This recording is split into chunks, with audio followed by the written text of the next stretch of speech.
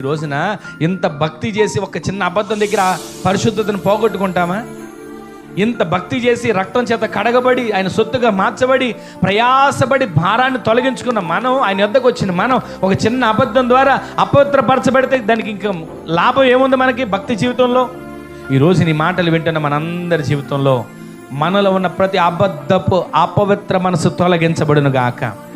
అసలు అబద్ధం చెప్పేవాడు ఎవడంటే వాడు అపవాది, అబద్ధానికి జనకుడు. అసలు అబద్ధం పుట్టిందే వాడి దగ్గర నుంచి.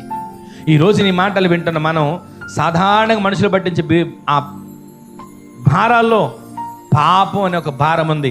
ఆ పాప భారం మనం తొలగించుకుందాము గాక.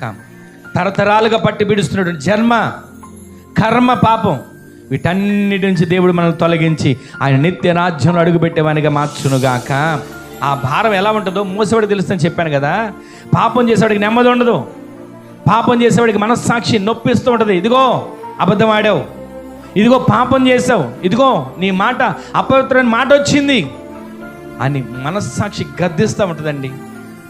పరిశుద్ధుడిగా బ్రతుకుతున్న ప్రతి వానికి ఈరోజు మన మనస్సాక్షి గద్దించట్లేదు. అబద్ధమేగా ఆడితే ఆడాంలే, అబద్ధమేగా చెబితే చెప్పాలి అనుకుంటున్నామంటే మనస్సాక్షి వాత వేయబడుతుంది.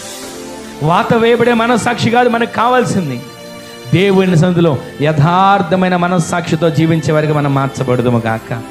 దావీదు వచ్చేటప్పుడు అంటున్నాడు, ఆ దావీదు రాకముందు మిగతా అన్నలు వస్తే అంటాడు, సమూయేలు చదువుకోండి, వీళ్ళేనేమో దేవుడు కోరుకున్నాడు అంటే వీళ్ళు కాదయ్యా, నేను పై రూపాన్ని చూడను, ఏం చూస్తాను? హృదయ అంతర్భాగాన్ని నేను చూస్తాను. గట్టిగా ఆమె చెప్పండి.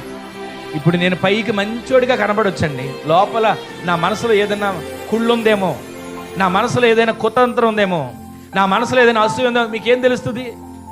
తెలియదు కదా. పైకి చక్కగా తెల్లబట్టలు వేసుకొని కనబడతా, పైకి చక్కగా మంచోళ్ళగా నేను కనబడవచ్చు. మిమ్మల్ని అనకూడదని నేను చెప్తున్నా.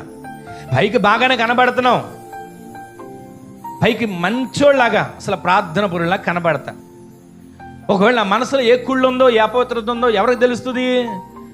చూస్తున్న ఆయనకి అర్థమవుతుంది. ఆమెను చెప్పండి.